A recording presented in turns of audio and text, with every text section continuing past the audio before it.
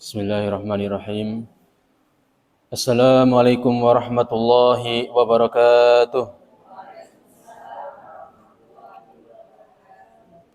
Alhamdulillahirabbil alamin wassalatu wassalamu ala asyrafil anbiya'i wal mursalin Muhammad bin Abdullah wa ala alihi wa sahbihi wa man istana bi sunnatihi ila yaumiddin. Asyhadu an la ilaha illallah wahdahu la syarika lah wa asyhadu anna Muhammadan abduhu wa rasuluh wa safiyuhu min khalqihi wa khaliluh akhrajan nasa min dhulumatil jahli ila nuril ilmi fa ballagha risalah wa adda al amanah wa nasaha al ummah wa jahada fi sabilillahi haqqa jihadihi hatta atahu al yaqin. Ya ayyuhalladzina amanu taqullaha haqqa tuqatih wa la tamutunna illa wa antum muslimun. Amma ba'du fa inna asdaqal hadits kitabullah wa khairul hadi hadi Muhammad sallallahu alaihi wasallam syarrul umuri muhdatsatuha wa kullu muhdatsatin bid'ah. A'adana Allah wa iyyakum min syarriha. Allahumma amin ya rabbal alamin. Ma'asyiral muslimin wal muslimati a'azzani wa a'azzakumullah. Puji syukur kehadirat Allah Subhanahu wa taala. Berkat rahmat, hidayah serta inayahnya kita masih diberikan banyak sekali nikmat sehingga kita dapat melakukan amal soleh. Kita dapat melakukan amal-amal yang dicintai Allah Subhanahu wa taala dan juga menjauhi larang-larangan Allah Subhanahu wa taala. Dan salah satu amal soleh yang terbesar di zaman yang penuh fitnah ini, zaman penuh ujian, yaitu thalabul ilmi syar'i, yaitu nikmat belajar ilmu syar'i. Dan ilmu syar'i salah satu yang terpenting adalah hal-hal yang sering kita lakukan. Tidak mungkin seseorang luput dari amalan ini setiap hari, setiap malam, yaitu apa? Salat fardu, ya. Apalagi ditambahi dengan salat sunnah.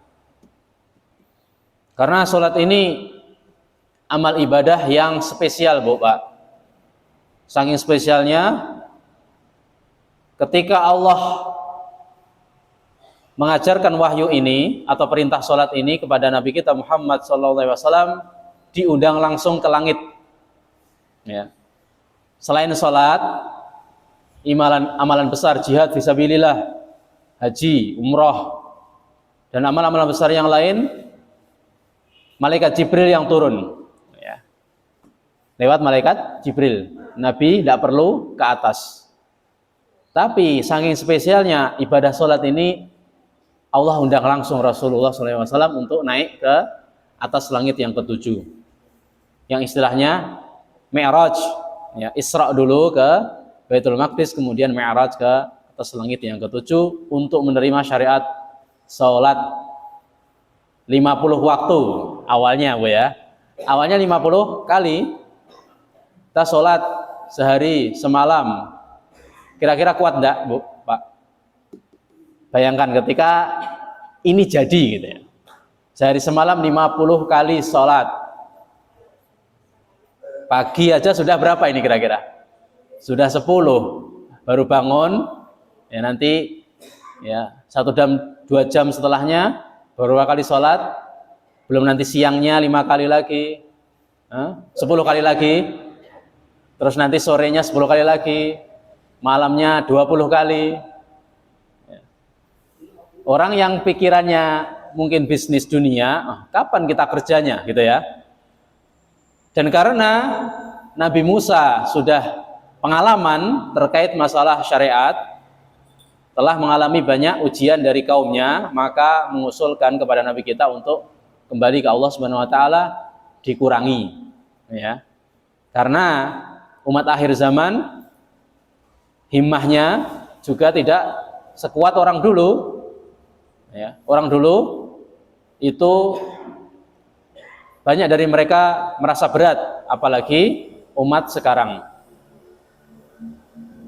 Bagian dari rahmat Allah Subhanahu wa taala ketika mengabulkan permohonan Nabi kita Muhammad SAW untuk mengurangi, ya, Yang awalnya dari 50 dikurangi sampai menjadi 5 kali saja. Tapi Bapak Ibu, walaupun 5 kali saja ini, insya Allah pahalanya juga 50 kali. Ya, 50 seperti 50 kali sholat, sebagaimana hadis Isra Mi'raj. Ya. Oleh karena itu, monggo kita sedaya jangan menyia-nyiakan usaha ini, ya, atau keringanan ini. Yang aslinya 50 menjadi 5, yang sebenarnya sedikit ini dibandingkan 50, jangan sia-siakan. Di samping itu, amalan sholat merupakan amalan pertama kali dihisab. Ya. Jika sholatnya baik, dia akan selamat. Jika tidak baik, maka tunggu azab Allah Subhanahu wa taala ketika tidak diampuni. Pada kesempatan yang berbahagia ini, sampun komplit nggih yang hadir, alhamdulillah. Mukadimahnya cukup, ya. Yaitu kita angkat tema untuk menyelingi tema-tema sebelumnya dan setelahnya nanti insyaallah taala.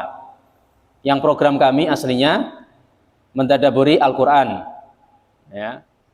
Dengan tujuan seluruh juz, ya, 30 juz ya tujuannya, Bu. Ini kira-kira berapa tahun selesai? Insyaallah jenengan masih hidup ya, insyaallah, mudah-mudahan umur panjang, sehat walafiat, amal soleh, ya.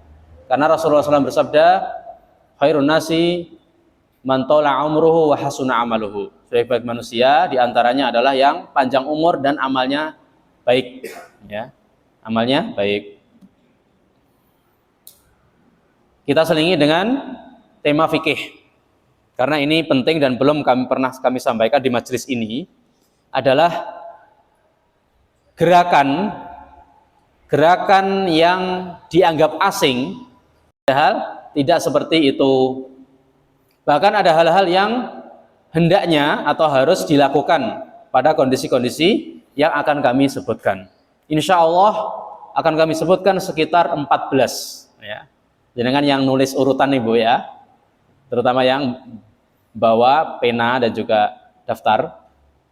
Sekitar 14 gerakan-gerakan badan atau nanti mulut yang kemudian keluar suara yang tidak membatalkan sholat, bahkan, ya, membuat sholat itu lebih sempurna untuk menghindari hal-hal yang akan kami sebutkan. Yang pertama,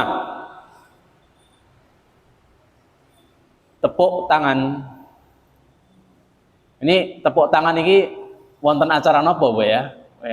Bukan ada acara bagi-bagi hadiah door prize, ya, bukan. Tapi lagi sholat, Bu, lagi sholat. Rasulullah SAW bersabda, man nabahu syai'un fi sholatihi falyusabbih fa innahu idza sabbaha iltafata ilaihi wa innamat tasfihu au tasfiqu lin nisa, ya. Muttafaqun alaih. Rasulullah SAW bersabda, barang siapa yang terjadi sesuatu pada sholatnya, ketika sholat berjamaah, ketika imam ada masalah, ada masalah, seperti kesalahan dalam gerakan imam misalnya, lupa belum ruku atau sujud, atau kebanyakan rakaat misalnya, fal yusabbih, maka bagi laki-laki tasbih, ya. Jadi yang pertama ini langsung kita campur.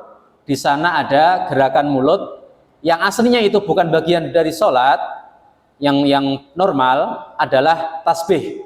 Bagi laki-laki itu memperingatinya dengan perkataan subhanallah, ya. Jangan dengan perkataan kita, itu kebanyakan rakaat gitu, ayo lungguh gitu, duduk gitu. Enggak, itu malah batal nanti, ya.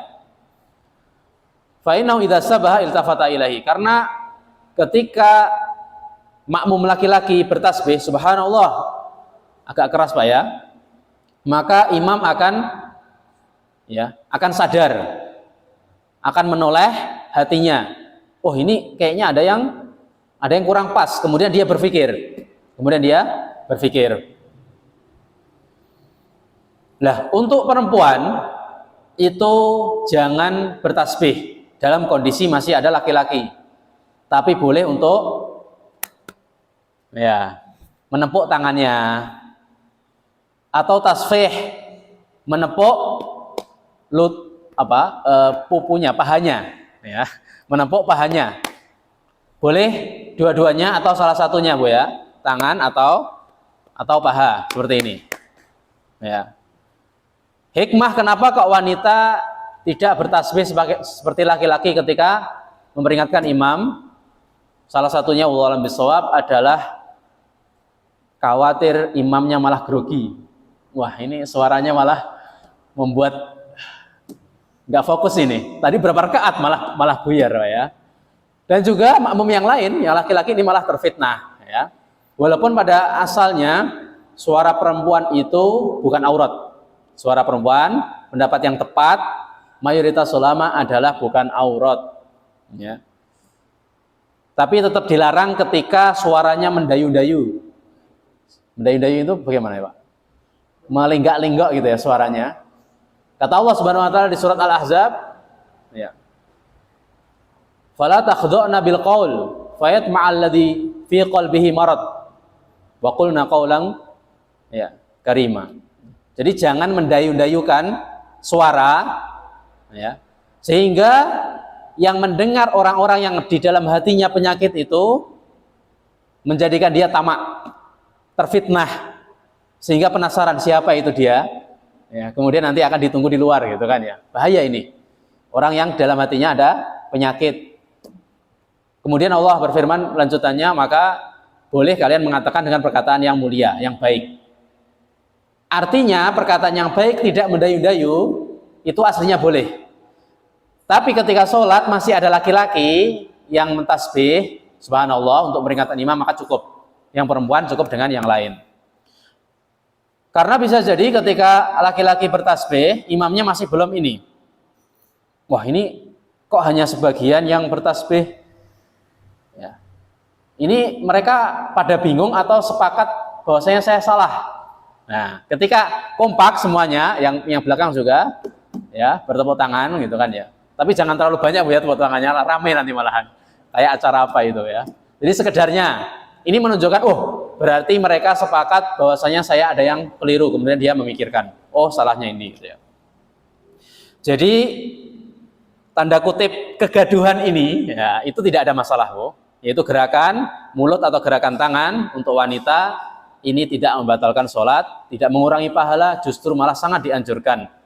Ya, di sini malah Rasul menggunakan kata perintah, falyusabbih seperti itu. Maka bertasbihlah bagi laki-laki, yang perempuan itu tepuk tangan atau tepuk paha.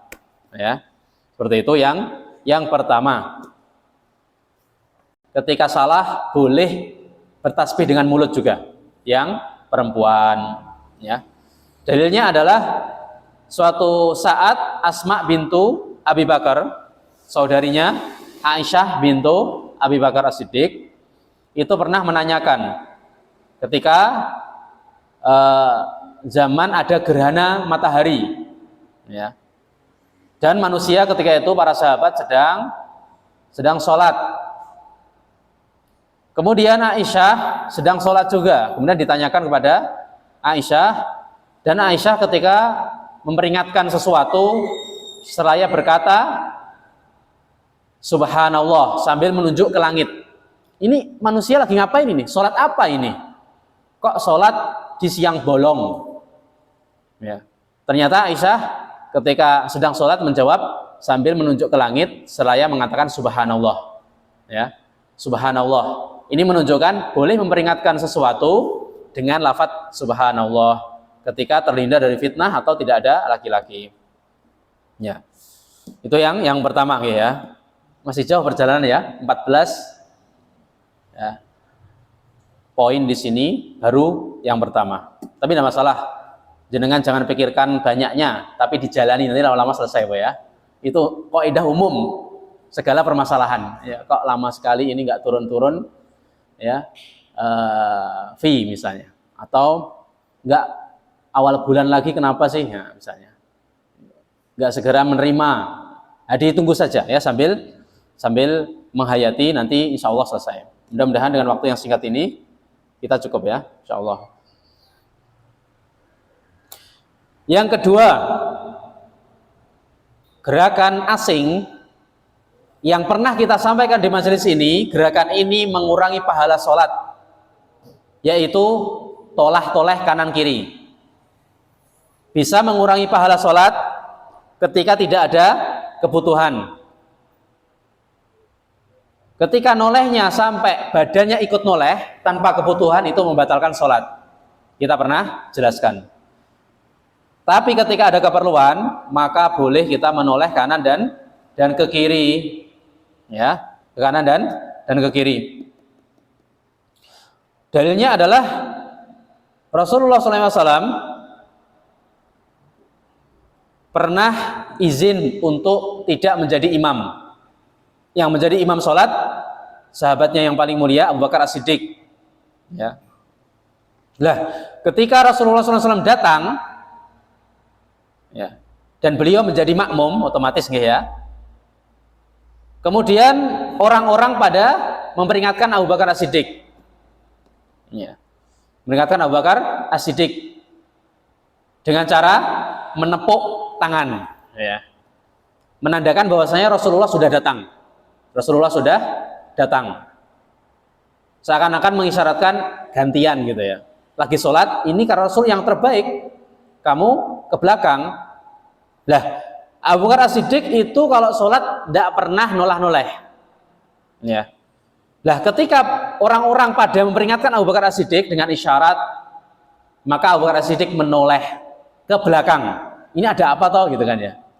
Oh, ternyata Rasulullah SAW sudah pulang dari daerah tertentu dengan tujuan mendamaikan kaum yang bertikai.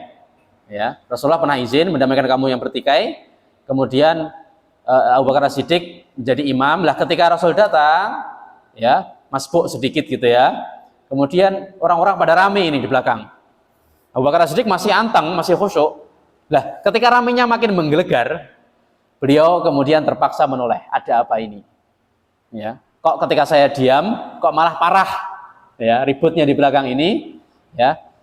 Maka, oh ternyata ada Rasulullah. Lah Rasulullah ketika itu tidak menegur Abu Bakar As-Siddiq, kamu jangan noleh, menunjukkan noleh dalam kondisi tertentu boleh. Contoh lain, ketika jenengan sholat di sini, menjadi imam atau makmum boleh. Ketika melihat kok di belakang ada suara berisik ini, jangan-jangan motorku ada yang nyuri, ya ini hati-hati. Padahal sudah saya gembok tadi, gemboknya double 3, ya. Kok gelodak-gelodak ini apa? Jenengan intip gitu ke belakang ini tidak masalah, ya. Atau ada hal-hal yang lain itu boleh. Ya. Dalil yang lain, Rasulullah di akhir hayatnya itu, Rasulullah pernah sakit, Bu ya. Sampai-sampai Rasulullah ketika mengimami sholat, beliau sholatnya sambil duduk. Ketika mengimami sholat sambil duduk. Lah, para sahabat ketika menjadi makmum, mereka masih berdiri. Nggak ikut duduk dengan Rasulullah SAW. Karena apa? Karena mungkin mereka meyakini dalil yang lain. Ketika Rasul memerintahkan, ya, sholli qa'iman, sholatlah dengan berdiri. Fa ilam tastati fa qa'idan. Kalau nggak bisa baru duduk. Nah, ketika Rasulullah itu merasa kok aneh ini, sahabat berdiri, akhirnya Rasulullah menoleh ke belakang. Menoleh ke belakang. Ini menunjukkan ketika kita merasa ada sesuatu yang beda, yang tidak seharusnya, kemudian kemudian imam boleh menoleh. Nah, setelah menoleh, Rasulullah mengisyaratkan seperti ini kira-kira ya. Ya. Suruh ikut duduk ketika imam duduk karena sakit misalnya, Bu ya. Kakinya misalnya pergelangan kaki rematik misalnya atau lututnya. Nah, itu boleh dengan duduk dan makmumnya ikut duduk ketika imamnya duduk. Walaupun ini sebenarnya perbedaan pendapat ulama ya. Pendapat pertama adalah ikut duduk makmum, pendapat kedua adalah tetap berdiri. Kenapa? Karena itu asli. Asalnya adalah berdiri. Yang ada uzur kan imam, Bu ya. Makmum ada uzur tidak? Tidak ada uzur. Makmum ketika masih kuat maka harus tetap berdiri. Itu pendapat yang kedua. Pendapat yang pertama adalah ikut imam. Kenapa? Karena dalil lain, yaitu innama ju'ilal imamu liyu'tamma bihi. Ya. Rasulullah bersabda, sebenarnya imam itu dijadikan untuk panutan. Ya, untuk diikuti. Ketika imam duduk berarti duduk seperti itu ya. Poinnya yang kedua ini boleh kita tolah-toleh, Bu. Ketika ada keperluan dan itu tidak makruh, tidak mengurangi pahala dan juga tidak membatalkan. Ya. Yang ketiga dari 14, mengisyaratkan dengan tangan atau dengan kepala. Jadi menggerakkan tangan atau kepala ketika ada keperluan. Dalilnya adalah Rasulullah SAW pernah sholat sunnah di atas tunggangannya ketika berangkat perang ke daerah Bani Mustalik. Ya. Sahabat Jabir itu menanyakan Rasulullah SAW, ngajak ngomong, menanyakan sesuatu. Rasulullah tidak menjawab. Rasulullah mengisyaratkan dengan tangan, kira-kira seperti ini ya, untuk diam dulu, tunggu dulu, dan juga dengan kepala. Ya. Nah, setelah sholat, Rasulullah bersabda, "Fa innahu lam yamna'ni min an arudda 'alaika illa annani kuntu usolli." Sebenarnya tidak ada hal yang menghalangiku untuk membalas pertanyaanmu, enggak. Tapi karena aku masih sholat, maka nggak boleh ngomong. Ya, kalau ngomong nanti batal. Jadi caranya dengan pakai isyarat tangan atau kepala gitu ya, geleng-geleng atau gini gitu ya. Ini gunanya di zaman kita, mungkin ketika jenengan ada anak jenengan yang ceriwil. Kan kadang kita punya anak yang kritis Pak ya, sedikit tanya, sedikit ngeluh gitu kan ya kadang. Lah ketika kita sholat, kadang mereka juga ikut di samping tapi nggak sholat, tapi malah nanya, ayo mak atau pak gitu ya, itu ada es tungtung misalnya. Jenengan tidak perlu, bahkan jangan jawab dengan kalimat, ya nanti saja gitu kan ya, malah batal seperti itu. Sabar, jangan. Malah dimarahi, kamu ini lagi sholat kok malah ini ya, itu tambah batal. Seharusnya dengan isyarat tangan seperti itu. Ini ya, menunjukkan masih sholat atau gini, tidak boleh gitu ya, tidak boleh beli es nanti pilak misalnya, apalagi sekarang musim hujan ya gitu ya. Tapi bukan dengan kalimat tadi Bu ya, tapi dengan geleng-geleng misalnya seperti itu, hujan gitu kan ya, ini dingin ya, nanti sakit gitu ya. Nah itu yang pengalaman kami ya, kadang itu anak itu ketika belum paham, masih balita itu suka ganggu ketika sholat, maka kita ketika jawab itu dengan isyarat tangan atau kepala atau badan itu boleh ya. Ini gerakan asing tapi dalam kondisi tertentu ini tidak ada masalah ya. Ini yang ketiga. Kemudian yang keempat, di surat An-Nisa ya, Allah Subhanahu wa taala berfirman, wa idza hayyitum bi tahiyyatin fahayyu bi ahsana minha aw rudduha. Allah Subhanahu wa taala berfirman, jika kalian disalami, bukan salaman tangan Bu ya, bukan. Tapi salam dengan perkataan Assalamualaikum. Jika kalian disalami ya, atau dihormati dengan perkataan fahayyu bi ahsana minha aw rudduha, kata Allah Subhanahu wa taala. Ini perintah. Jadi ulama sepakat menjawab salam itu hukumnya wajib. Fahayyu, maka jawablah, kata Allah Subhanahu wa taala, bi ahsana minha, dengan jawaban yang lebih baik. Kalau jenengan mengucapkan salam Assalamualaikum, maka saya menjawab yang lebih baik itu sunnah, yaitu Waalaikumsalam warahmatullahi wabarakatuh, dengan lengkap. Auruduha, kata Allah Subhanahu wa taala, atau jawab yang semisalnya. Ketika jenengan jawab salam dahulu Assalamualaikum, minimal saya menjawab Waalaikumsalam, sama Bu ya. Tapi menjawabnya baik dengan cara minimal tadi Bu, sama dengan itu, atau maksimal, itu wajib bagi yang mendengarkan ya. Adapun mengucapkan pertama kali itu sunnah. Lah masalahnya ketika sholat, kan tadi wajib Pak ya. Lah ketika sholat ini bagaimana menjawab salamnya? Ini poin yang keempat. Karena kalau menjawab salam dengan perkataan itu bisa membatalkan sholat. Ya, karena Rasul bersabda, "Inna hadhihi sholata la yasluhu fiha min kalamin nas." Sungguhnya sholat ini tidak boleh dilakukan di dalamnya perkataan manusia, tidak boleh. Maka di sini, ya, Rasulullah SAW mengajarkan kepada kita caranya adalah dengan tangan lagi, dengan tangan. Jadi seorang sahabat Ibnu Umar bertanya kepada sahabat Bilal bin Rabah ketika itu sedang bersama Rasulullah SAW sholat. Beliau menanyakan, kaifa ra'aita Rasulullah SAW yaruddu alaihim hina kanu yusallimuna alaih. Ibnu Umar bertanya kepada Bilal, bagaimana kamu melihat Rasulullah menjawab salam mereka ketika mereka mengucapkan salam?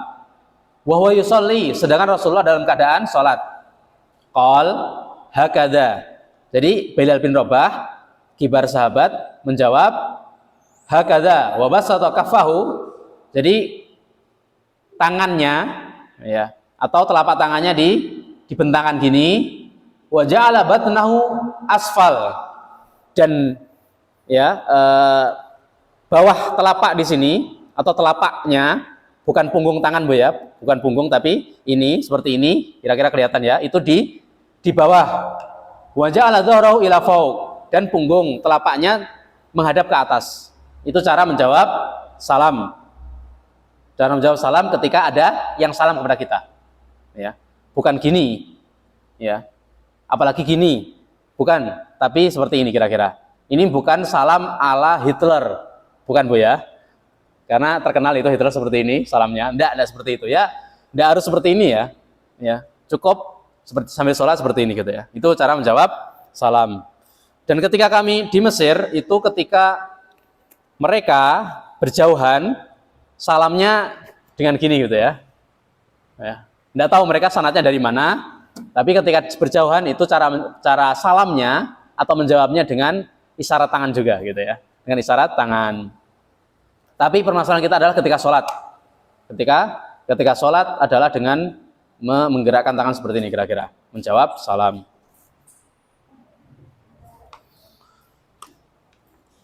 Itu gerakan asing yang tidak membatalkan sholat. Kemudian yang kelima, raf'ur ra'si fi sujudi li tahaqquk minal amr. Jadi jenengan ketika sujud boleh mengangkat kepala, menengok, ini ada apa ini? Ketika ada sesuatu yang aneh, ya. Kalau tadi yang sebelumnya adalah ketika berdiri Bu ya. Nah, sekarang ketika sujud. Dalilnya adalah sahabat Abdullah bin Shaddad, ya, tabi'in Abdullah bin Shaddad meriwayatkan dari bapaknya Shaddad, ya, bahwasanya Rasulullah SAW pernah sholat bersama mereka, ya, di salah satu sholat maghrib atau isya. Rasulullah keluar dari rumah membawa cucunya yang bernama Hasan atau Husain, ya, membawa cucunya Hasan atau Husain. Lah Rasulullah ketika sebelum imam itu membawa cucunya tersebut dan ditaruh di samping. Ini beda kisah ya, ya. Kalau kisah yang pernah jenengan dengar adalah Rasul menggendong cucu perempuannya yang bernama Umamah bintu Zainab. Kalau ini Hasan atau Husain bin Ali bin Abi Thalib, cucu yang lain. Itu beliau bawa imam tapi nggak digendong. Kalau Umamah digendong, kalau ini nggak digendong, tapi ditaruh di bawah. Taruh di bawah. Lah, sholat biasa normal Bu ya. Lah, ketika Rasulullah sujud, ya, ditumpaki nih Rasulullah. Kakeknya ditunggangi di atas punggungnya, ditunggangi, ya. Bahkan di sini dikatakan irtahalani, dijadikan seperti hewan tunggangan gitu ya. Namanya cah cilik ya, namanya anak kecil itu kadang seperti itu Pak. Ini menunjukkan kasih sayang bahkan. Ini menunjukkan kakeknya tersebut sangat mulia dan banyak rahmatnya. Nah, ketika Hasan atau Husain menunggangi punggungnya, Rasulullah sujudnya lama sekali. Bayangkan ya. Rasulullah sujudnya lama sekali. Sahabat ini khawatir ini. Sahabat yang menjadi makmum pada khawatir, wah ini kok lama ini. Mungkin mikirnya, ada yang mikir, khawatir Rasulullah meninggal ini. Aduh, bagaimana ini? Atau ada sesuatu ini Rasulullah. Kok lama banget? Atau mungkin ketiduran gitu. Kalau kita Pak ya. Kalau kita mungkin ini jangan-jangan imamnya keturun, tiduran. Ya. Maka kondisi bingung seperti ini boleh makmum mengangkat duluan kepala. Boleh. Karena ketika tidak ada keperluan tidak boleh Pak. Itu bisa bisa mengurangi pahala sholat. Tapi ketika ada keperluan seperti ini bingung, kok lama banget ini, khawatirnya malah sudah wafat gitu ya, maka boleh, kalau bisa perwakilan aja ya, tidak harus semuanya, boleh mengangkat gini, menengok, ini ada apa? Oh ternyata ketika para sahabat menengok itu melihat, ya ternyata lagi diganggu cucunya Hasan atau Husain. Ya. Nah setelah sholat, Rasulullah menjawab kegelisahan mereka. Ya. Dan ternyata para sahabat itu husnudzonnya gini Bu. Husnudzonnya adalah seperti ini. Ya Rasulullah, innaka sajadta baina dhahra nai salatika sajdatan ataltaha. Wahai Rasulullah, kamu sujud di tengah-tengah salat kok lama banget. Hatta dzananna, sampai kami kira annahu qad hadatsa amrun. Kami ngira ada hal yang terjadi. Ini enggak disebutkan apa. Atau kami ngira annahu yuha ilaik. Kami ngira ada wahyu yang turun. Ya. Kami ngira ada wahyu Al-Qur'an turun kemudian menjadikan nabi lama gitu ya, merenungkan ayat atau menghafalkan ayatnya seperti itu kira-kira. Faqala, maka Rasulullah menjawab, kullu dzalika lam yakun. Bukan, semuanya itu tidak terjadi. Walakinna ibni irtahalani. Tapi yang terjadi adalah gara-gara ini anakku atau cucuku ya, itu menjadikan aku seperti tunggangan gitu ya. Seperti kendaraan. Ya, untuk main-main gitu ya. Itu kan seneng anak kecil ya. Ya. Apalagi yang bisa bergerak. Ya, yaitu kakeknya bisa bergerak gitu kan ya. Fakari itu an ujilahu hatta yaqdiya. Dan saya nggak suka terburu-buru duduk hatta yaqdiya ya. Sampai mereka selesai ya dolanannya ya, sampai mereka selesai bermain-mainnya seperti itu ya. Rahmat seorang Rasulullah SAW, utusan Allah Subhanahu Wa Taala, sekaligus sebagai kakek yang mempunyai cucu yang lucu, yang imut-imut dan juga baik, bahkan menjadi sahabat juga cucunya ini ahli surga. Rasulullah saking sayangnya tidak mau buru-buru, tidak mau memutus kesenangan cucunya walaupun dalam sholat. Monggo jenengan kalau mau mempraktekkan Bu ya. Jadi kalau di rumah lagi agak nganggur, nggak buru-buru, cucu jenengan atau anak jenengan Pak Bu, kok naik ke atas sabar, ya. Kalau jenengan terburu-buru malah dipegang, malah diginikan gitu ya, itu mereka malah marah ya. Khawatir mereka malah membenci sholat. Kok kayak gini gitu ya. Ini mungkin hikmahnya ya. Ini wallahu a'lam. Ini mungkin hikmah. Kenapa Rasulullah berlama-lama khawatir mereka membenci ibadah sholat. Ketika di luar sholat, orang tua saya bisa lama-lama saya ketika pundaan gitu ya istilahnya Bu ya. Kok ketika sholat kayak gini, ya, malah saya dimarahi, dikira mengganggu.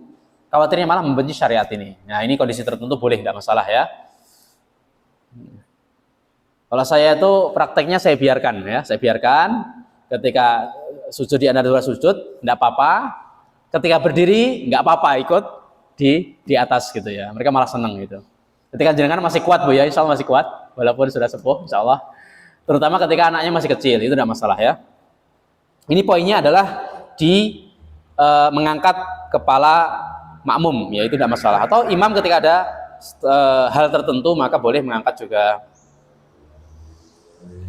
Kemudian yang keenam, ya, atau selanjutnya boleh kita sholat sambil membawa mushaf, terutama ketika sholat sunnah. Ini tidak masalah. Para jamaah, insya Allah Taala ketika kita, insya Allah ketika diberi umur panjang, akan memasuki bulan yang mulia, yang di dalamnya ada Lailatul Qadar, yaitu Ramadan. Ya, kita berdoa semoga dikasih umur panjang, kesehatan, keberkahan, ya, sampai kita menemui bulan ini. Lah, saking mulianya bulan ini, boleh kita sholat tahajud atau qiyamul lail yang tabiatnya adalah lama dan kita hafalannya pas-pasan, ya. Boleh membawa mushaf. Ini gerakan taruh sini misalnya mushaf di HP, sujud, rukuk, ketika berdiri lagi diambil lagi, gitu kan ya. Tapi ingat, notifnya dimatikan, ya, sinyalnya dimatikan, khawatirnya ada WA nanti malah dibalas, ya, malah ngetik chatting gitu. Hati-hati. Boleh kita bawa mushaf dengan seperti ini sambil membaca surat yang panjang, ya. Karena semakin lama, insya Allah Taala semakin banyak pahalanya. Bahkan Rasulullah pernah sholat di rakaat pertama itu surat Al-Baqarah, surat Ali Imran, surat An-Nisa. Bayangkan itu, berapa juz itu? Sekitar 5 juz satu rakaat, Pak. Saking lamanya Rasulullah hafal.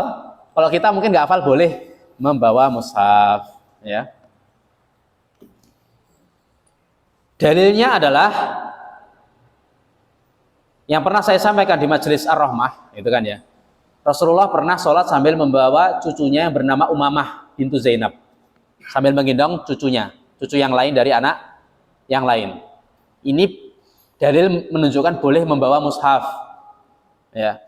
Dan dalil yang lain dari amalan istrinya, yaitu Aisyah. Kata tabi'in bernama Qasim, beliau berkata, Aisyah kanat taqra'u fil mushaf. Dahulu Aisyah istri Rasulullah itu pernah membaca ketika sholat, ya. Fatusolli fi Ramadan, ketika sholat di bulan Ramadan, berarti indikasi kuat ini sholatnya sholat tahajud atau sholat taraweh, ya, di rumah atau mungkin di masjid. Katanya di sini taqra'u fil mushaf, membaca sambil membawa mushaf. Zaman dulu mushafnya bukan seperti ini, Boy, ya, HP atau kertas seperti ini belum. Di zaman sahabat mushafnya masih lempengan dari batu, dari pelepah kurma, dari kulit, ya, kayak apa itu bentuknya, ya. Seperti itu, ya. Ketika di zaman Utsman baru dirapikan, baru terjadi satu seperti ini, ya.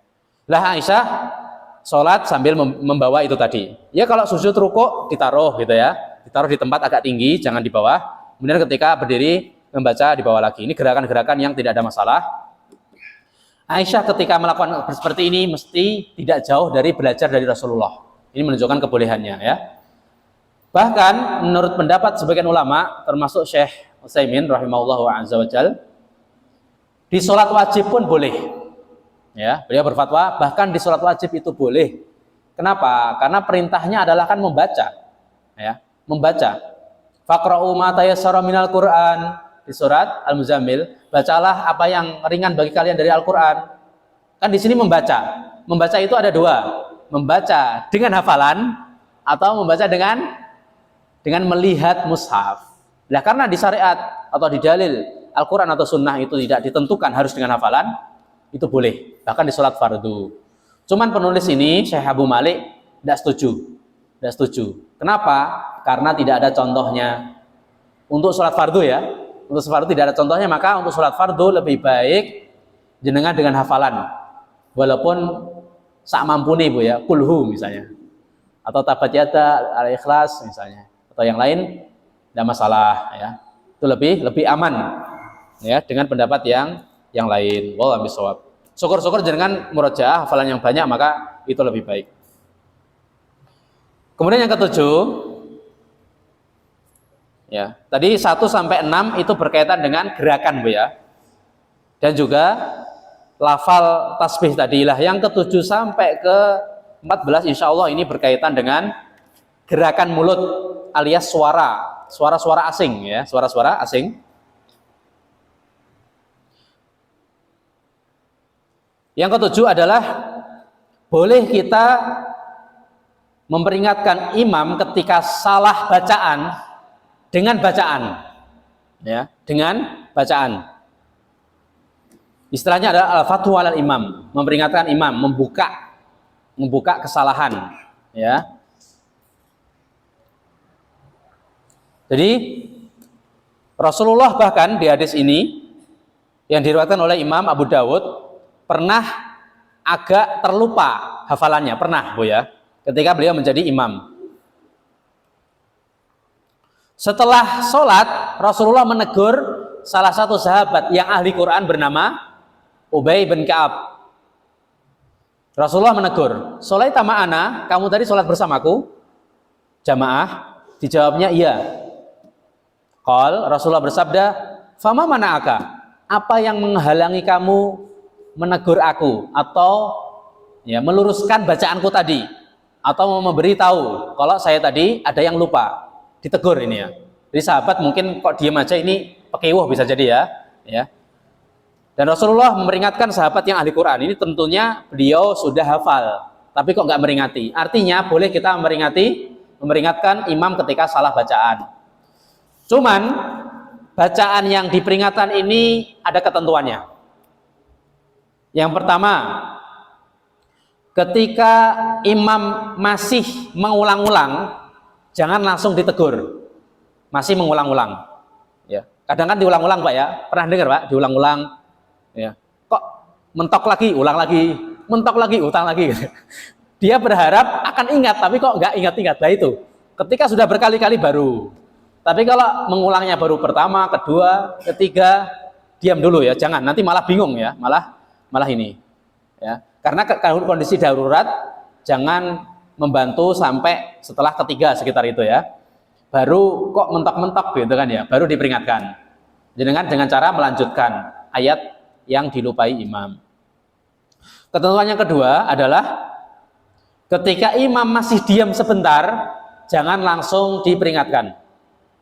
Jadi kondisi imam itu terbatas ya, karena ini haknya kondisi makmum, mohon maaf, itu terbatas. Maka ini aslinya haknya imam. Maka ketika imam itu masih mikir sebentar, mikir hafalannya Pak ya, karena baru setoran kemarin mungkin. Ini tadi apa? Itu jangan langsung ya. Tapi setelah ketika sekian detik itu, ya kok agak lama ini tandanya sudah lupa total, baru jenengan peringatkan. Baru jenengan teruskan itu bacaan ya. Kemudian yang ketiga, jika salahnya imam bukan salah yang merubah arti, maka jangan diperingatkan. Seperti panjang pendek itu tidak merubah arti. Istilahipun adalah lahan khofi. Suatu kesalahan yang ringan itu tidak perlu diperingatkan. Lah, ada kesalahan dia bacaannya benar Pak. Bacaannya benar, bacaannya tidak lupa maksudnya. Hafalannya tidak lupa, tapi bacaannya salah, merubah arti. Ya. Maka jenengan peringatkan. Ketika yang salah tadi di Al-Fatihah bisa batal. Hati-hati ya. Tapi kalau yang salahnya itu di bacaan surat pendek setelah Al-Fatihah, maka tidak sampai batal. Tapi tetap harus diperingatkan karena namanya merubah arti itu merubah konten dalam Al-Quran. Ini bahaya, tidak boleh. Contohnya ketika imam membaca yang seharusnya an'amta alaihim, yang kau beri nikmat ya Allah gitu ya. Tapi dia malah membaca orang tua tadi, an'amtu alaihim. Ini kan yang saya beri nikmat. Kamu itu siapa gitu kan ya. Ini kan salah arti ya. Yang artinya yang harusnya digunakan untuk Allah, ditujukan pada Allah, malah kepada dia. Nah, ini lahan jali, kesalahan yang fatal harus diperingatkan. Dengan serentak gitu ya, atau perwakilan lah ya, yang paling depan an'amta gitu ya. Kalau orang tua kurang mendengar, ditegasi lagi an'amta gitu kan ya. Jadi jenengan ketika meringatkan jangan dengan bahasa jenengan, "Woi, itu salah," gitu kan ya. Berubah bacaan. Kemarin di kajian Al-Hasan gini-gini. Bisa batal sholatnya. Jangan seperti itu. Ini jenengan malah yang batal. Ya, jadi meringatkan dengan cara bacaannya langsung diluruskan. An'amta, an'amta. Seperti itu ya.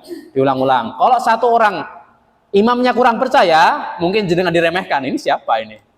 Ya, saya udah senior ini di Al-Hasan ini kan ya. Maka makmum yang lain serentak. Jangan sendirian. Yang lain ikutan, ya. An'amta bareng, ya. Nah, nanti imamnya baru segan kan jenengan, baru oh iya saya salah itu. Ini terutama yang Al-Fatihah ini karena rukun Al-Fatihah, bacaan merubah arti maka bisa batal sholatipun. Kemudian yang kedelapan, yaitu boleh kita ya, menangis ketika sholat. Menangis, Pak, Bu, menangis. Bahkan menangisnya sampai terseduh-seduh. Bener nggak bahasanya? Terisak-isak tuh ya. Terisak-isak sampai badannya bergerak-gerak gitu ya. Sampai seperti itu. Itu tidak masalah. Ketika dia membaca Al-Quran dan dia sudah ikut ya kegiatan apa? Mendengarkan tadabbur Al-Quran di kajian kita, misalnya alhamdulillah membaca surat Al-Lahab misalnya. Surat Al-Lahab atau surat Al-Maun. Wailul lil musallin, celaka bagi orang salat yang ria, yang ini gitu ya. Maka dia takut sampai menangis. Terisak-isak sampai keluar suara seperti air mendidih ini. Dalilnya ini ya. Jadi sahabat Abdullah bin Syekhir pernah mendatangi Rasulullah ya, ziarah atau apa, Rasulullah sedang sholat sunnah, Rasulullah sambil menangis, terisak-isak. Wali sadri azizun ka azizil mirjal. Saking terisak-isaknya, suara apa istilahnya ya? Gondokan atau apa ya Pak itu? Jadi suaranya sampai dari dada. Terdengar suara seperti suara air yang sedang mendidih. Bluduk-bluduk gitu ya. Itu kira-kira ya. Pernah dengar, Bu?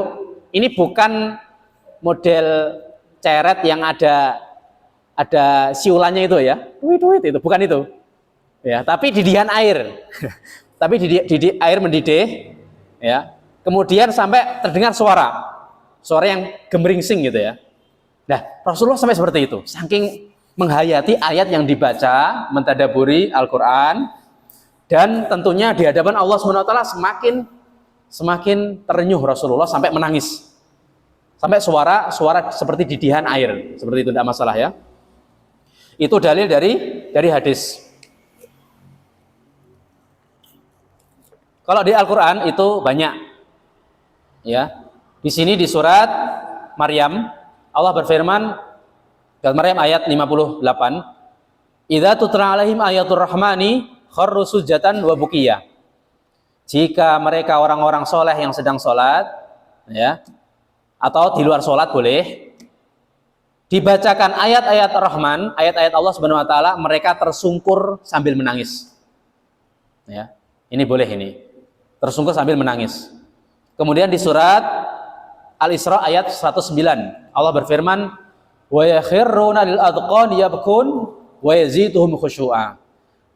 Ya. Jadi mereka ketika mendengar ayat-ayat Allah Subhanahu wa taala atau membacanya, mereka tersungkur. Sampai Allah ibaratkan di sini tersungkur yang pertama kali turun itu dagunya, sampai seperti itu. Yabkun wa yazituhum khusyu'a. Mereka sambil menangis dan menambah khusyuk. Di sini dikatakan mereka sambil menangis dan menambah kekhusyukannya. Kalau kita nangis tambah apa, Bu? Tambah buyar. Tadi bacaannya apa? Berapa rakaat gitu ya? Malah bingung. Nah, ini bedanya ya. Orang dulu itu ketika menangis tambah khusyuk, tambah mantap. Seakan-akan kematian sudah dekat. Seakan-akan surga ini sudah di depannya, neraka di sampingnya. Orang takut ya. Luar biasa ya para sahabat dan para orang soleh dulu. Ini bolehnya menangis sambil sholat atau sholat sambil menangis. Bahkan ketika sholat fardu menjadi imam itu boleh menangis. Dalilnya apa? Rasulullah itu pernah memerintahkan Abu Bakar As-Siddiq untuk sholat. Seperti tadi ya hadisnya ya. Untuk menjadi imam. Istrinya yang bernama Aisyah mengatakan, sesungguhnya Abu Bakar As-Siddiq itu hatinya lembut. Kalau membaca Al-Quran itu suka menangis. Jangan kamu jadikan dia imam. Sampai seperti itu. Tapi Rasul terus memerintahkan, tetap Abu Bakar As-Siddiq, sampai 3 kali. Ya, sampai 3 kali. Itu menunjukkan bahwasanya orang yang memang lembut hatinya, mudah menangis dalam sholat, boleh menjadi imam. Ya. Jadi kalau jenengan Bu, Pak, menjadi makmum, kok ini lama banget imamnya menangis gitu ya. Sabar, jangan subhanallah, kemudian malah tepuk tangan, ini kelamaan ini. Pengen segera pulang, kok malah nangis, sabar ya. Jenengan itu harusnya apa? Ikut menangis harusnya. Ya, jenengan ulangi tadi ketika bacaannya apa ya? Kok bisa nangis? Jenengan seperti itu malahan. Jangan malah ini kok malah kesuwen, malah kelamaan, jangan seperti itu. Jadi malah oh tadi ternyata ayat azab ya atau ayat ya, ayat nikmat misalnya, ayat surga. Jadi menangisnya karena terharu gitu ya. Jenengan harus malah ikut ya, ikut menyelami apa yang dirasakan imam tadi. Oh ternyata ayat itu ya, saya ikut nangis lah gitu ya misalnya. Itu tidak masalah ya. Jangan malah di cepet-cepetin seperti itu ya. Itu yang ke-8. Yang selanjutnya ya, biar cepat. Ini tinggal 1 menit. Kita molor sedikit tidak masalah ya. Karena maghribnya juga agak molor. Amalan atau sesuatu gerakan mulut yang menimbulkan mungkin beberapa lafal atau suara yang boleh dilakukan adalah meniup. Bukan meniup trompet, Bu, di akhir tahun bukan. Tidak boleh itu ya. Tapi meniup ketika sujud misalnya jenengan mendapati kok ini takmirnya tadi ketiduran, belum menyapu lantai, belum menyapu karpet, belum di vakum cleaner, maka boleh meniup ya. Tapi kalau jenengan tidak tiup tidak masalah karena debu itu suci ya. Tapi kecuali ternyata ada hitam-hitamnya, ini apa ini tadi? Mungkin cicak gitu ya, tapi udah kering, jenengan boleh tiup, boleh meniup ya. Jadi dalilnya adalah hadis Abdullah bin Umar ketika Rasulullah SAW sholat ketika gerhana matahari. Beliau mengatakan summa nafakha fi akhir sujudihi. Uf gitu ya. Jadi di akhir sujud Rasulullah itu kok terdengar suara meniup uf gitu. Ini menunjukkan boleh meniup ketika sholat. Dengan catatan ketika huf gitu tidak meniatkan lafal uf dalam bahasa Arab. Ya, wala taqul lahuma uffin, artinya Bu, ketika kamu berhadapan dengan orang tua jangan mengatakan uf. Jadi uf itu dalam bahasa Arab artinya atadujjar. Saya nggak suka gitu ya. Kalau jangan niatkan itu maka batal. Tapi kalau niatnya adalah meniup gitu, tidak masalah. Selama tidak keluar kalimat, itu tetap sah sholatnya, tidak ada masalah. Yang selanjutnya, ya, yang selanjutnya, yaitu bolehnya kita berdeham atau gitu ya. Jadi ada yang mengganjal seperti ini, Bu ya. Ketika jenengan mungkin batuk atau ada liaknya di sini, atau tadi makan itu minumnya kurang banyak, ya, atau lupa minum, maka ada yang ganjal. Boleh dengan istilahnya pun apa? Berdeham, ya. Tanah noh fis shalah itu untuk keperluan tidak ada masalah, ya. Ya. Dan di sini difatwakan oleh Syekhul Islam Ibnu Taimiyah. Kenapa kok boleh? Kata beliau karena ini bukan perkataan. Karena yang dilarang adalah perkataan. Rasulullah bersabda, "Innahu la yasluhu fiha syai'un min kalamin nas." Jadi ketika sholat dilarang berkata perkataan manusia. Sedangkan berdeham ini perkataan enggak, Bu? Jadi berdeham ini maksudnya isyarat. Maksudnya isyarat seperti isyarat tangan, isyarat ini itu boleh. Isyarat itu bukan perkataan dalam sholat, maka boleh dilakukan. Kalau lagi ganggu si dia dengan cara isyarat berdeham gitu ya. Ya nggak, Bu? Ini perkataan atau isyarat? Ini isyarat. Jadi tidak masalah. Kalau perkataan keluar suara, keluar kata-kata, ya, love you misalnya, maka baru batal. Tapi kalau hanya sekedar nah itu tidak, ya. Tidak ada masalah. Ketika ada keperluan untuk lahirnya misalnya ada masalah gitu ya. Kemudian dua yang terakhir. Nah, sabar Bu ya. Di sini ada 2 atau 3 di sini ya. Kita percepat insyaallah taala. Boleh ketika kita sholat kemudian bersin mengucapkan alhamdulillah. Ketika sholat bersin kita boleh mengucapkan alhamdulillah. Ya. Dalilnya adalah ada seorang sahabat ketika sholat, ya, kemudian dia bersin, kemudian mengucapkan alhamdulillah, hamdan katsiran thayyiban mubarakan fi. Ya. Setelah sholat Rasulullah heran, tadi siapa yang mengatakan ketika sholat alhamdulillah tadi? Kemudian sahabat tadi mengatakan namanya adalah Rufa'ah atau Rifa'ah bin Malik radhiyallahu anhu mengatakan, "Ana ya Rasulullah, saya Rasulullah."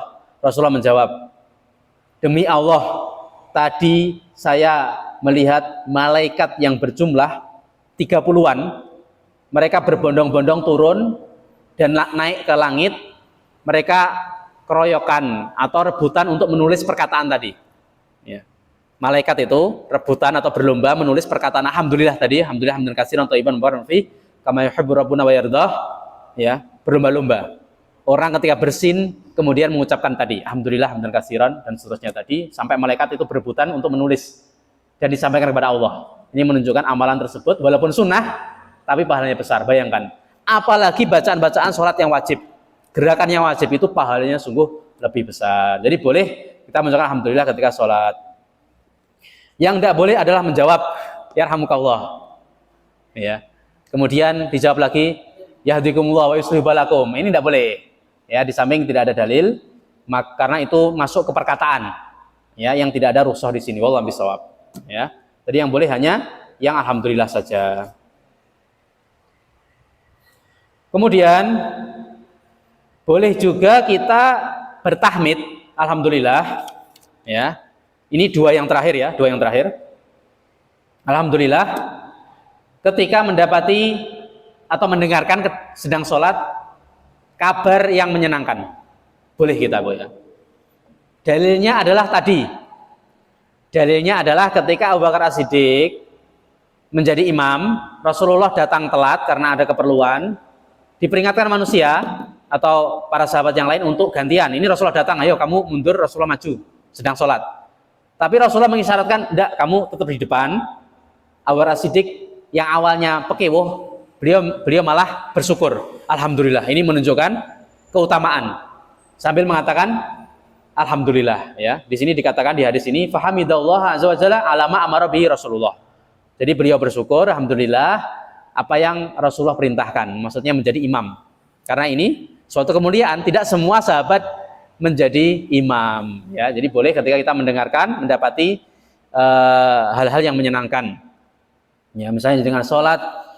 Ini bukan bersin ya, bukan batuk juga, tapi kok dengar kabar, ya, anaknya mendapatkan hadiah misalnya, ya. Tadi kan ya anak kecil tadi, ingat Bu ya, yang suka ganggu ketika sholat, mak, atau pak, saya dapat hadiah ini juara 1 dari berapa? Dari 2. Ini kurang senang kalau ini. Tidak juara 1 dari 50 orang, misalnya dari 50 peserta. Jadi kan senang, alhamdulillah, boleh, tidak masalah. Ya, karena ini masuk dzikir yang disyariatkan di sini. Kemudian selanjutnya, sudah berapa Bu? Berapa? Yang saya sebutkan sekarang ini 13, ya. Yang ke-13 adalah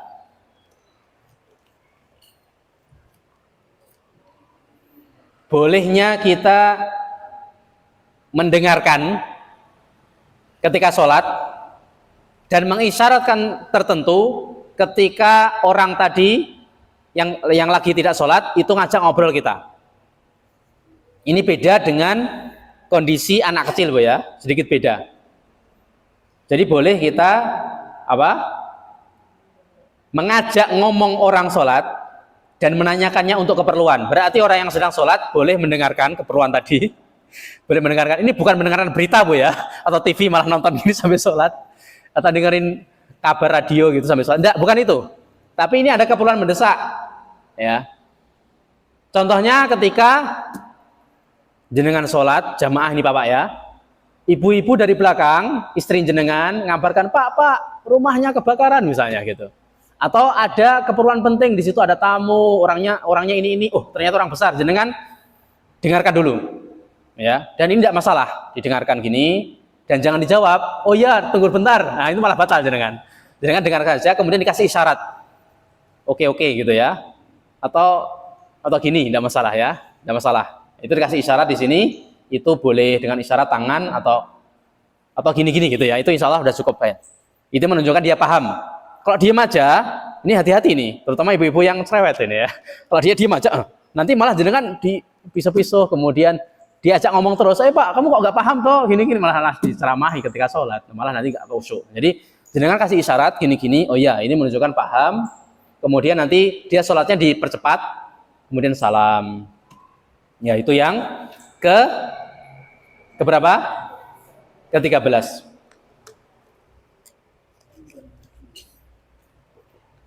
Kemudian yang terakhir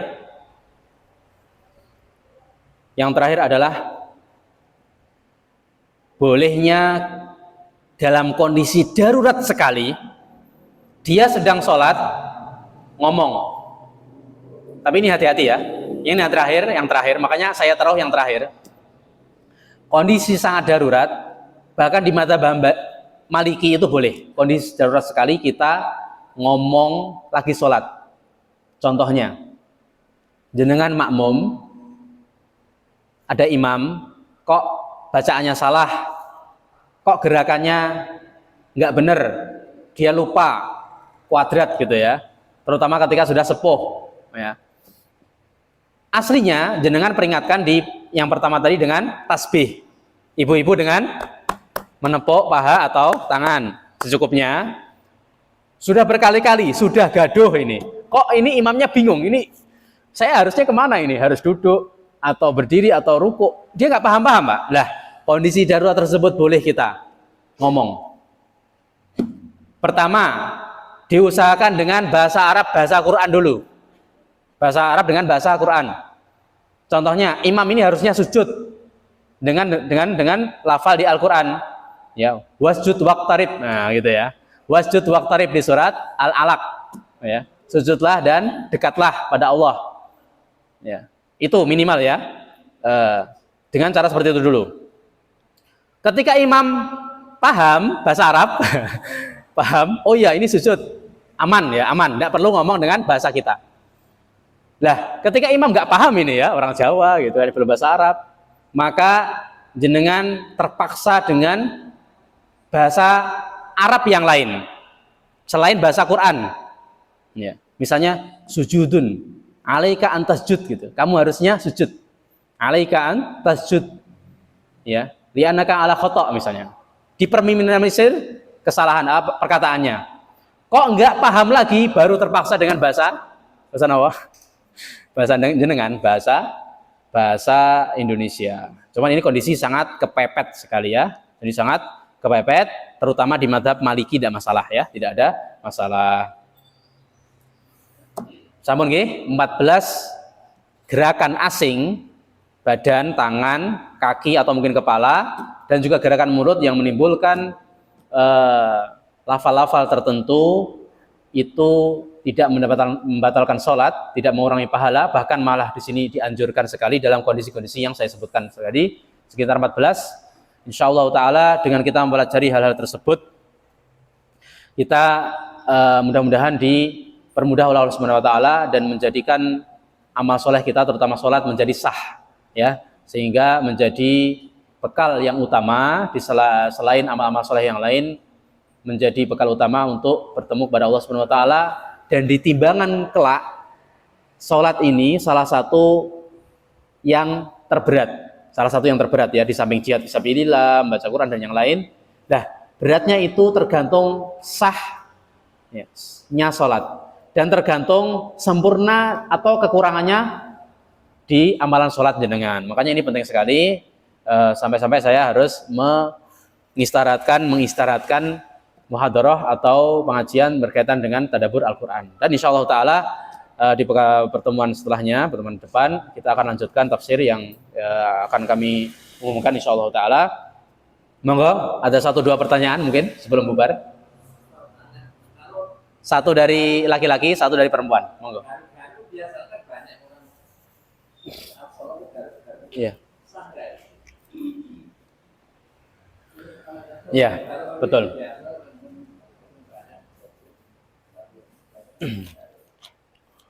Pertanyaannya Bu, garuk-garuk ketika sholat, karena di sebagian kita mungkin banyak nyamuk, ya, banyak nyamuk jingklong.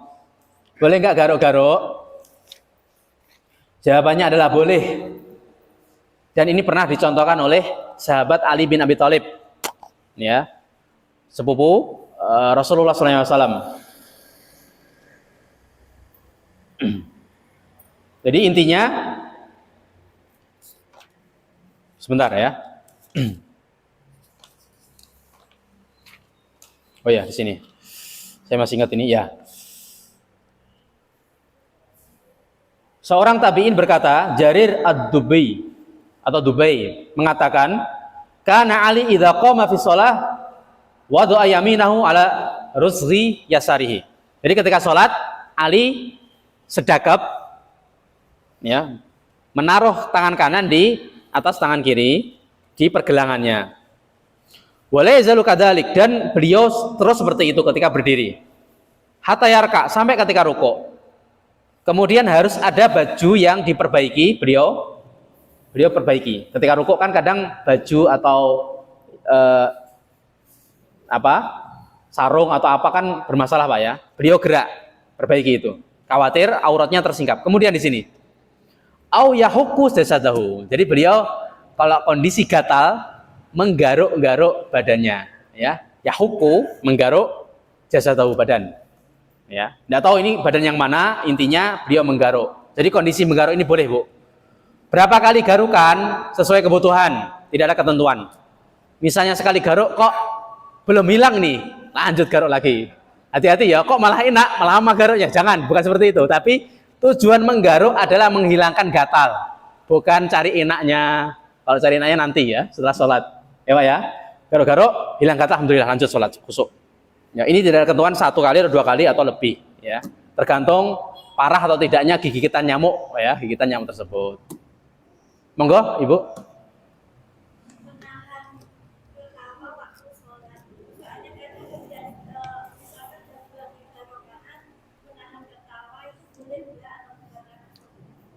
Ya, pertanyaan bagus. Ini sebenarnya cabang dari tanah Nuh tadi ya. Bolehnya berdeham ketika sholat, termasuk ketawa yang tidak ada lafal. Jadi ketawa yang tidak keluar kalimat, keluar huruf yang difahami ini lagi ngomong. Jadi ketawa ini nggak sengaja Bu ya, karena dia kadang teringat sesuatu lucu gitu ya. Tadi anak kecil lucu pas lewat berangkat ke masjid, kemudian gitu kan ya.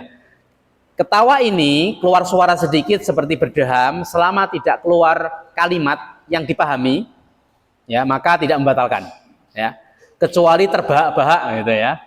Wah, kemudian dia malah terpingkal-pingkal sampai tiduran gitu, itu bisa membatalkan sholat. Wallahu a'lam ya. Wallahu a'lam. Tapi kalau hanya sekedar tidak sengaja karena tadi terlintas, kenapa? Karena kita ketika khusyuk 100% dari awal sampai akhir itu tidak wajib. Wajibnya adalah minimal sekian persen itu kita ada khusyuknya ya. Walaupun ketika maksimal khusyuknya itu lebih baik. Tapi ketika 1 menit, 2 menit kita teringat sesuatu yang lucu ketika tadi sebelum sholat, maka keluar ketawa gitu ya. Gitu ya, biasanya gitu ya. Gitu ya. Nah, itu tidak masalah ya. Selama jenengan malah jangan ngomong gitu ya.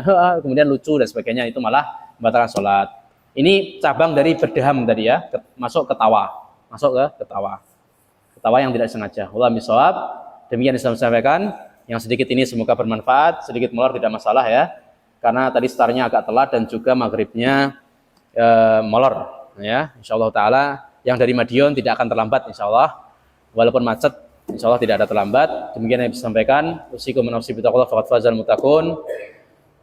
Semoga bermanfaat. Mohon maaf atas kesalahannya yang ada, misalnya kurang jelas atau kecepatan dalam penyampaian. Nanti bisa disetel dan diperlambat gitu di YouTube bisa. Ya, kalau kurang cepat bisa dipercepat sekian persen gitu juga bisa insyaallah taala. Dan matur suwun, jazakumullah khair atas perhatiannya dan kesabarannya dalam mendengarkan muhadarah yang singkat ini yang berkaitan dengan amalan yang terbaik yaitu salat ya. Marilah kita tutup dengan doa kafaratul majelis. Subhanakallahumma bihamdika asyhadu an la ilaha anta astaghfiruka wa atubu ilaik. Wassallallahu ala nabiyyina Muhammad wa ala alihi washabihi wasallam tasliman katsira. Kami tutup. Assalamualaikum warahmatullahi wabarakatuh.